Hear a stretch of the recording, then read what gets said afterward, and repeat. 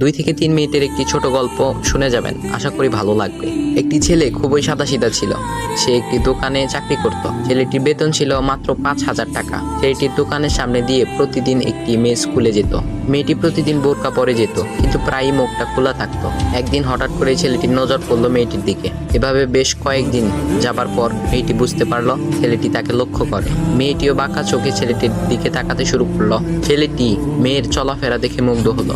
আফসোস করতে লাগলো, ইস, যদি আমিও আজ পড়াশোনা করতে পারতাম, তাহলে সাহস করে মেয়েটির সাথে কথা বলতে পারতাম। মেয়েটি বুঝতে পারলো ছেলেটি তাকে ভীষণ পছন্দ করে। তাই একদিন মেয়েটি ছেলেটির দোকানের পাশে দাঁড়িয়ে রইল। তখন ছেলেটি দুপুরের খাবার খাওয়ার জন্য দোকানের বাইরে আসে। সে চায়ের দোকানে গিয়ে 5 টাকার একটি রুটি খেয়ে পানি পান করে আসতে লাগলো। তখন মেয়েটি তার কাছে গেল। তুমি ভাত খেলে না, রুটি দিয়ে পেট ভরবে?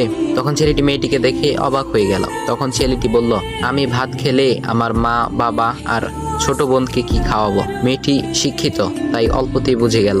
সে হাত ধরে বলতে লাগলো, তাহলে তুমি যে আমাকে পছন্দ করো, আমাকে কি খাওয়াবে? তখন ছেলেটি বলল, আমি তো তোমাকে আপন করে পাওয়ার জন্য দেখি না, কারণ সে যোগ্যতা আমার নেই। তবে এটা সত্যি যে তোমাকে দেখলে আমার খুব ভালো লাগে, তাই দেখি।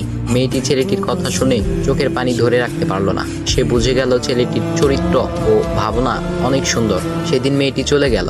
বাসায় গিয়ে রাত্রিবেলা মেয়েটি অসুস্থ হয়ে পড়ল। পরে তাকে ডাক্তারের কাছে নিয়ে আসা হলো। বলা হলো মেয়েটার 2টি কিডনি নষ্ট হয়ে গেছে।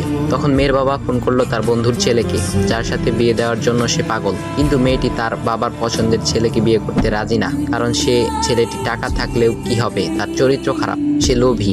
এদিকে মেয়েটির কোনো লোভ ছিল না। যাই হোক, হবু জামাই আসার পর তাকে সব খুলে বলল, তোমার থেকে একটি কিডনি খুলে আমার মেয়েকে দাও। তুমি তো বলছো আমার মেয়েকে তুমি অনেক ভালোবাসো, তাকে পেলে তুমি ভালো হয়ে যাবে, তাহলে আজ পরীক্ষা দাও। তখন ছেলেটি বলল, আমি আপনার রোগা মেয়েকে বিয়ে করতে পারবো না, আমার কি সুস্থ মেয়ের অভাব নাকি? এ বলে সে চলে গেল।